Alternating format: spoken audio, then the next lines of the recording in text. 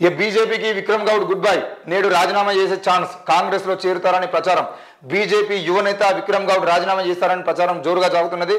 గురువారం పార్టీకి రిజైన్ చేస్తారని టాక్. అసెంబ్లీ ఎన్నికల్లో ఆయన గోషామహల్ టికెట్ ఆశించారు. అధిష్టానం రాజాసింగ్ కు కేటాయించడంతో ఆయన గెలుపునకు కృషి చేశారు. అయినా పార్టీలో తగిన గుర్తింపు లేదని విక్రమ్ గౌడ్ అసంతృప్తితో ఉన్నారు.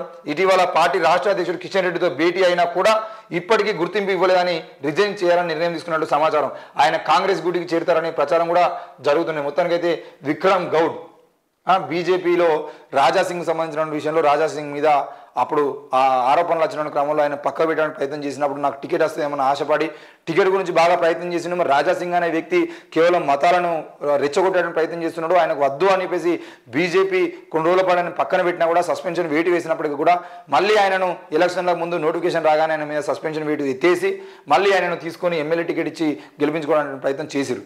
మరి అదే క్రమంలో విక్రమ్ గౌడ్ కూడా ఆయనకు మద్దతుగా రాజాసింగ్ గెలిపించుకోవడం కోసం ప్రయత్నం చేసిండు.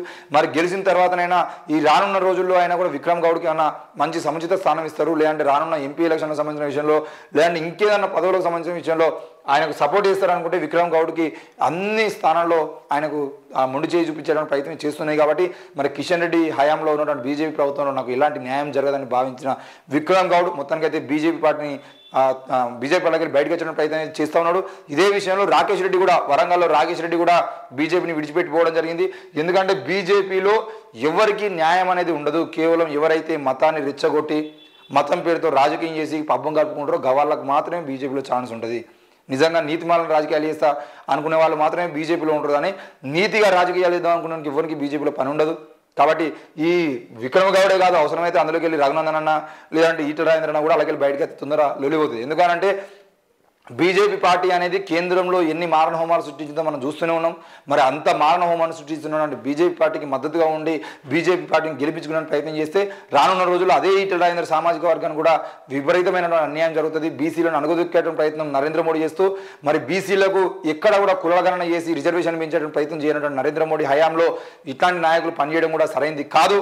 రానున్న రోజుల్లో ఆయన కూడా అందరూ బీజేపీకి రాజీనామా చేసి చక్కగా పోయి ఏదో ఒక పార్టీలో చేరితే అవసరమైతే ఈటల రాజేందర్ బీఆర్ఎస్కు రాజీనామా చేసినప్పుడే ఆయన బయటకు వచ్చేదంటే కొత్త పార్టీ పెడితే బీసీలందరూ మీ వెనకాల ఉంటారని చెప్పేసి బీసీ సంఘాల నేతలందరూ చెప్పినప్పటికీ ఆయన వినకుండా వెళ్ళి అంటే బీజేపీలో చేరడం జరిగింది. మరి బీజేపీ నుండి ఇప్పుడు ఓడిపోయినాక కూడా మొత్తం బీసీ వాదం అంతా ఓడిపోయిందా అన్నటువంటి క్రమంలో ఈటల రాజేందర్ ఇప్పటికీ ఒక సొంత నిర్ణయం తీసుకొని బీజేపీలోకి వెళ్ళి బయటకు వచ్చి తప్పకుండా బీజేపీ పార్టీ నుండి బయటకు వచ్చిన తర్వాత కొత్త పార్టీ పెట్టినా లేదంటే వేరే పార్టీలో చేరినా బీసీలందరూ ఈటల రాజేందర్ వెనకాల నడవడానికి సిద్ధంగా ఉన్నటువంటి పరిస్థితులు కూడా చూసినాము.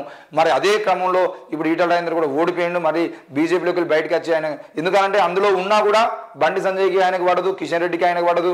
ఏ విషయంలో చూసినా కూడా ఈటల రాజేందర్ కావాలనే పక్కకు పెట్టడం ప్రయత్నం ముందు నుండి చేస్తూ ఉన్నారు. ఎందుకనంటే ఈటల రాజేందర్ది ఆర్ఎస్ఎస్ భావజాలం కాదు, ఆయనది రాడికల్ భావజాలము, ఆ కమ్యూనిస్ట్ భావజాలం. కాబట్టి ఎన్ని రోజులకైనా ఈ ఈటల రాజేందర్ అనే వ్యక్తి ఎదిగితే ఆర్ఎస్ఎస్కు లాభం చేయకూడదు, ఆర్ఎస్ఎస్ ఆటలు సాగవు. కాబట్టి ఆయనను ఎప్పుడు కూడా పక్క పెట్టడానికి ప్రయత్నం చేస్తారు. కాబట్టి ఈటల రాజేందర్ గారు కూడా ఆలోచించి దాంట్లోకి వెళ్ళి బయటకు వచ్చి బీసీలందరూ ఏకం చేస్తూ ముఖ్యంగా ఎలక్షన్లకు ముందు మన బిత్తిరి సత్తి లాంటి వాళ్ళని కూడా తీసుకొని ఏంటిది ముదిరాజ్ గర్జన పెట్టేదంటే ముదిరాజ్ సభలో కూడా బీసీలు ఎంతోమంది వచ్చారు.